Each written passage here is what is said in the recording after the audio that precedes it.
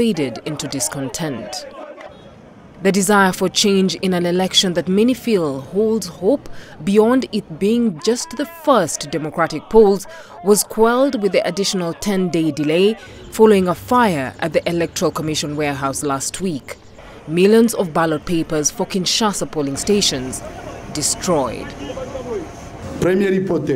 The first option is to organize elections through the rest of the national territory on December 23rd, and in this case, the election in Kinshasa would be 7 days later on December 30th of 2018. The second option is to organize elections across the whole national territory and delay the vote due on December 23rd to 30th of December 2018. The delay is fanning tensions and fostering doubt. Attempts are underway to bring replacement ballot papers, but these will not be available in time.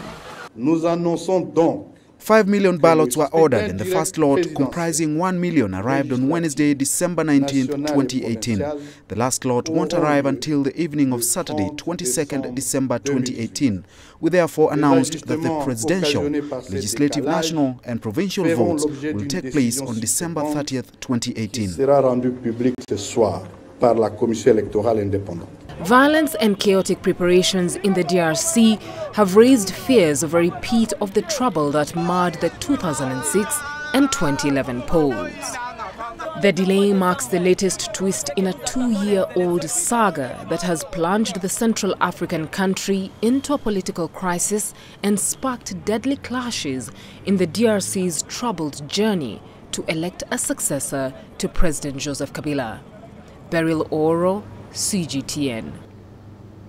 Scores of people in the Democratic Republic of Congo have expressed anger about the postponement of elections by the Electoral Commission.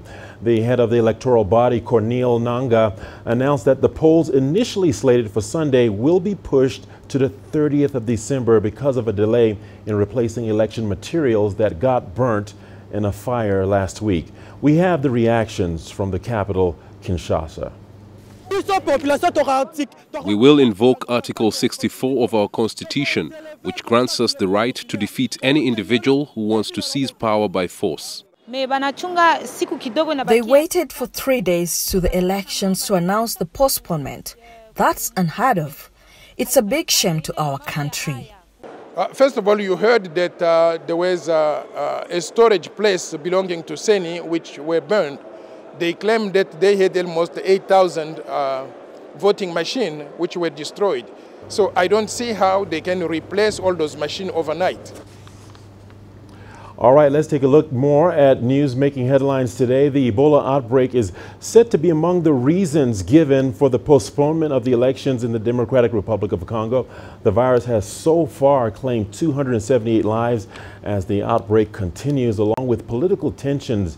Neighboring countries have been stepping up surveillance along their borders. 20 migrants have gone missing a day after the boat they were traveling in caught fire off the Algerian coast. The migrants were said to have jumped into the sea to escape the blaze. An unnamed security source said the migrants were among 29 people aboard the ill-fated boat. 9 people were rescued, including 2 newborn babies. The survivors are said to be in stable condition at Tinnes Hospital west of Algiers, where they were taken for treatment. The cause of the fire is yet to be established. Moroccan police have made a breakthrough and arrested 3 people in connection with the killing of 2 female tourists from Norway and Denmark in the Atlas Mountains. The bodies were found on Monday in an isolated area on the way to Toubkal, which is North Africa's highest peak and a popular hiking spot. The Zimbabwean government says there is no need to extradite Grace Mugabe to neighboring South Africa. People there issued a warrant for her arrest. Grace Mugabe is accused of assaulting a woman in Johannesburg last year. Zimbabwe's Deputy Minister of Information says the government objects to the move by South African law enforcement against its former First Lady. All right, a wrap of your business news is coming up. Stay tuned. This year marks the 40th anniversary of China's reform and opening up. Over this time, the country has transformed itself from a largely agricultural country into the second largest economy in the world. During the 40 years, China has also cultivated lasting and mutually beneficial relations with Africa. This week on Talk Africa, we look at China's journey through the transformative 40 years and how that has formed the background for the ever closer China-Africa relations. 2017-2018.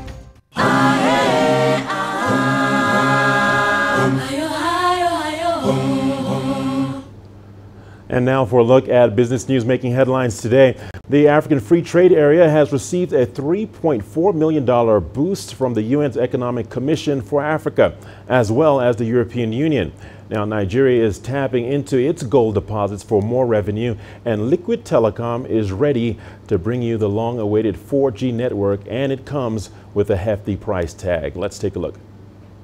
The United Nations Economic Commission for Africa and the European Union have signed a $3.4 million pact on the sidelines of the Africa-Europe conference held in Vienna. The deal is aimed at supporting Africa's Free Trade Area agreement that was signed by several leaders in Rwanda earlier this year. The agreement is one of key priorities of Africa's agenda and is a flagship project for the year 2063. It's aimed at providing a single continental market for goods and services with free movement of people as well as investments within the continent. And in Nigeria, a local firm has begun constructing the nation's first ever gold refinery. The company is planning to source most of its ore from local miners. It's expected to triple the capacity of gold within the next 5 years. The refinery will offer artisanal miners a new lifeline. Gold, iron, coal, tin and zinc are just a few of Nigeria's largely untapped deposits of about 44 minerals. So we just believe, you know what, we could properly develop the whole value chain, add jobs, but also meet the demand that we have, while also, just like Nigeria is doing with everything else, with movies, music, and fashion.